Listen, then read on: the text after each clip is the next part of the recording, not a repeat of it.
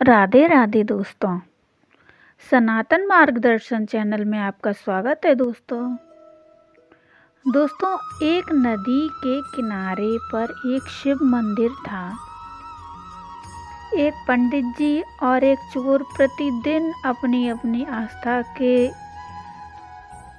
अनुसार मंदिर आया करते थे। जैसी जिसके अंदर आस्था थी उसी हिसाब से वो मंदिर आया करते थे। एक पंडित जी और एक चोर। पंडित जी फल फूल दूध चंदन चढ़ाते शिव जी पर और उनकी पूजा किया करते थे। वहीं चोर था, वो भगवान को खरी खोटी सुनाता और अपने भाग्य को कोसता रहता। यही फर्क था दोनों में, पंडित में और चोर में। पर याद दोनों करते भगवान को।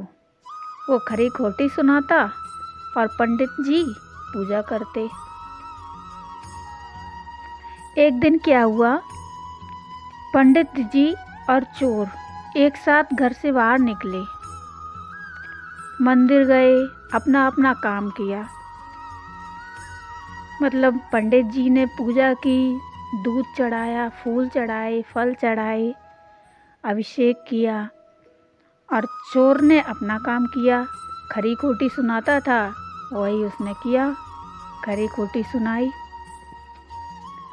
फिर मंदिर से एक साथ बाहर निकले। तो जब बाहर निकले तो बाहर निकलते ही चोर को स्वर्ण मुद्राओं से भरी एक थैली मिली, सोने के सिक्कों से भरी एक थैली मिली, और पंडित जी के पैरों में एक कील घुस गई। देखिए दोस्तों, आप फर्क देखिए कि चोर जो खरी खोटी सुनाता था उसको तो एक थैली मिल गई जिसमें कि सोने की सिक्के थे, और पंडित जी के पैर में कील घुस गई। उनको कुछ मिला भी नहीं और उनके पैर में कील भी घुस गई। वाह रे भगवान। फिर क्या हुआ,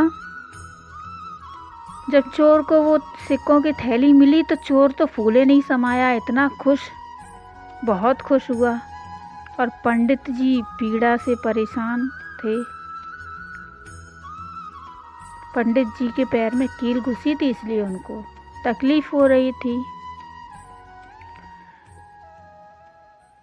लेकिन पंडित जी को कील की तकलीफ से ज़्यादा इस बात से दिक्कत ज़्यादा थी कि मेरे पूजा पाठ करने के बाद भी मुझे पैर में कील घुस गई और मुझे कष्ट दिया भगवान ने। और चोर जो कि खरी खोटी सुनाता था रोज़ भगवान को, उसको सोने के सिक्कों से भरी थैली मिल गई।